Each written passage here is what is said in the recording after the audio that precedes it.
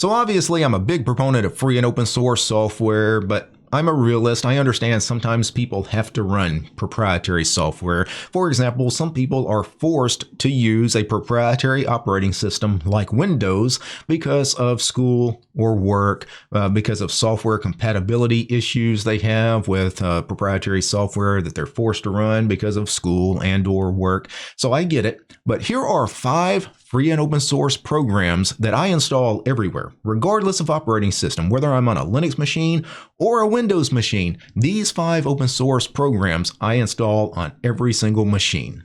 So the very first free and open source program I would install, even on Windows, is the Brave browser. Brave is free and open source. The great thing about the Brave browser, though, is that it's not just that it's open source. It also has good security and privacy settings out of the box. It's got built-in ad block out of the box. Like, it does a lot of things right. In many ways, it's the perfect web browser. It's quite minimal by design. It is designed to be a web browser, and it's a web browser that is designed to be a web browser, right? There's a lot of extra cruft in it that a lot of modern browsers, try to throw in their browsers these days. These days, it's just a normal kind of web browser. One of the extensions I always get asked about is my new tab screen. This is an extension called Tab Bliss.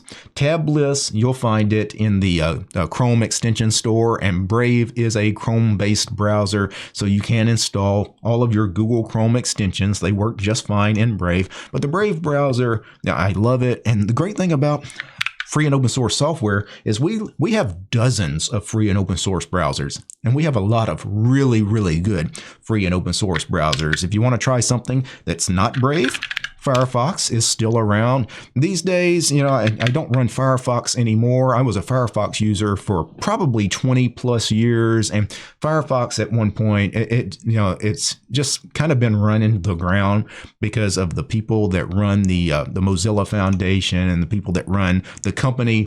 They're more of a political organization now rather than a software development company, and because of that, Firefox, to me, seems kind of lacking. And it's not just me. Most people, Firefox has less than 2% of desktop market share these days.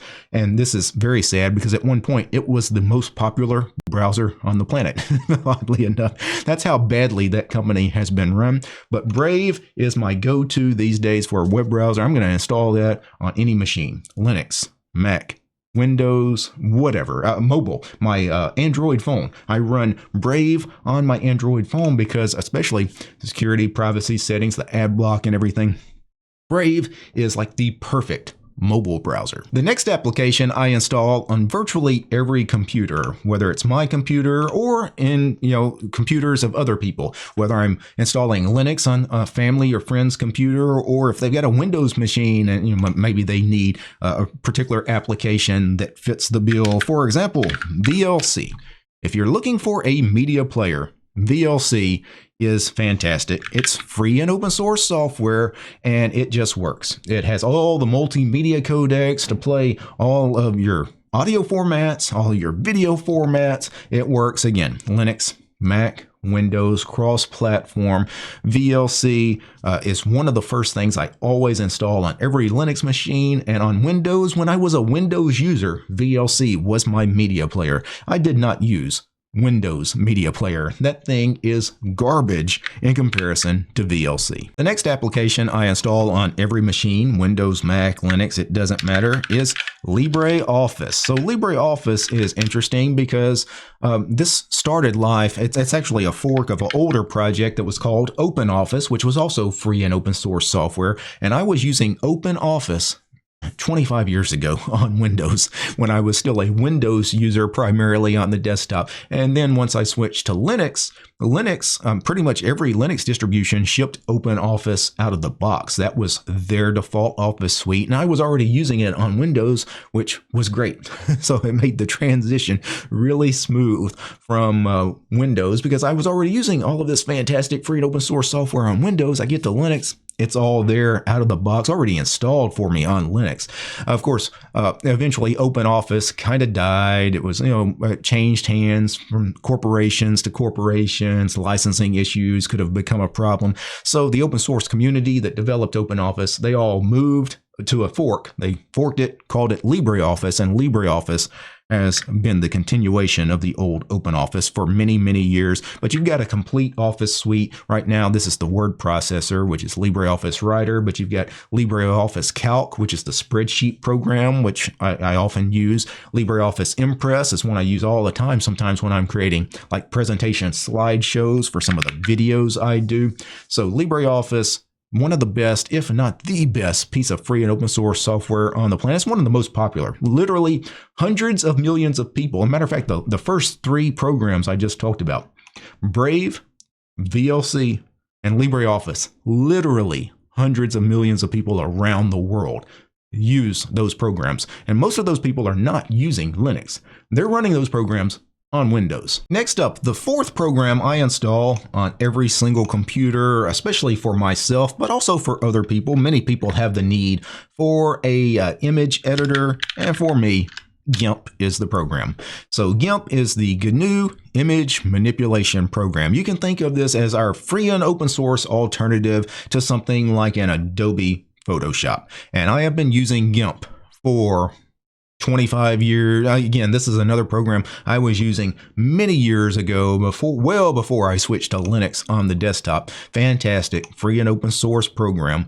This is what I use to create all of the artwork for the channel. Every thumbnail that I create, channel headers, anything I do on this channel, I do it using GIMP. There is a thumbnail from a recent video. Here is a thumbnail from a recent video I do on my second channel, my financial channel, the DT Options channel. But the GIMP program here is just fantastic, especially once you get to know how everything works. It's a little different in design than Adobe Photoshop, but once you learn the ins and outs of GIMP, in many ways, you grow to love it much more so than an Adobe Photoshop. For me, GIMP is one of those programs I use on a practically daily basis. And again, it's also one of the most popular pieces of free and open source software on the planet.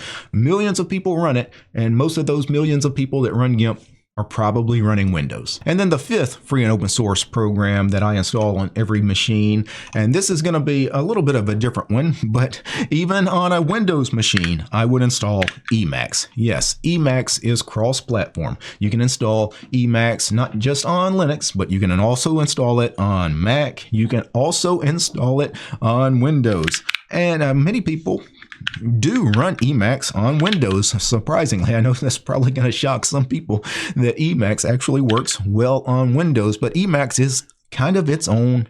It's almost its own, well, it is its own environment as far as its own programming language, Emacs Lisp. It has its own interpreter, the Emacs Lisp interpreter. That's what Emacs basically is. It's an interpreter for the language. So it's basically almost like it's its own self-contained operating system anyway. Therefore, runs just fine. No matter the operating system, Windows, Mac, Linux, doesn't matter. And this is my text editor of choice. It has been for many years. And because it's my text editor, and because it works everywhere, it's cross-platform, this is one of the first things, if not the first thing, I install on every machine. Another honorable mention, Vim. Let me open my bash RC here in Vim, but Vim is a terminal text editor, and this is also cross-platform. Many people don't realize Vim also works on Windows. So if you're a Vim or an Emacs user and you think, well, that's just for Linux nerds. No, it actually is for Mac nerds. It's also for Windows nerds as well. And if you want a GUI, a normal kind of text editor, take a look at Geany. Geany is a really nice plain text editor. It has some plugins. You can kind of turn it into an IDE, and Geany is also cross-platform. So there you have it, 5 programs that I install everywhere. Free and open source programs that I install on every machine, including Windows machine. We had Brave, VLC, LibreOffice, GIMP, and then Emacs. And we had some honorable mentions with Vim and Geany. I want to throw out one more honorable mention because this is not a program that everybody will have a need for, but a lot of people these days have a need for video editors. And I use on Linux, kdenlive. Kdenlive is fantastic. For free and open source software, Kdenlive is amazing. And one of the cool things about Kdenlive is it does actually work pretty well on Windows. I have used Kdenlive on Windows machines recently. Like in the last couple of years, I installed it on a Windows laptop for somebody that needed some basic video editing, and it works. Works just fine on Windows. And I know I'm probably going to get a lot of comments in the comments section from people, well, GIMP's not really a replacement for Photoshop. Kdenlive's not really a replacement for DaVinci Resolve. Those programs are better, DT. Yes, those proprietary programs that cost a lot of money in subscriptions, they may be better technically in some way, but guess what? GIMP and Kdenlive are damn good. And they're free, not just free as in cost, but also free as in freedom. I will gladly take those over the proprietary alternatives. And quite frankly, the other things I mentioned, Brave, VLC, LibreOffice, and Emacs.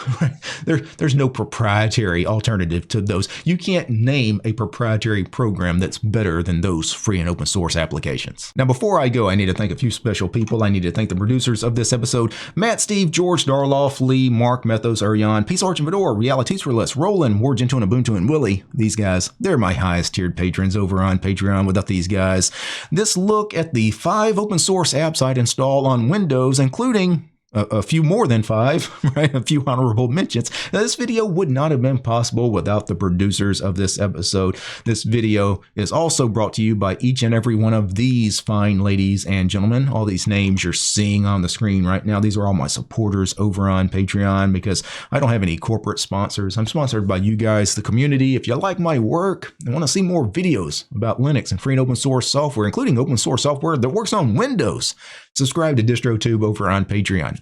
Peace, guys.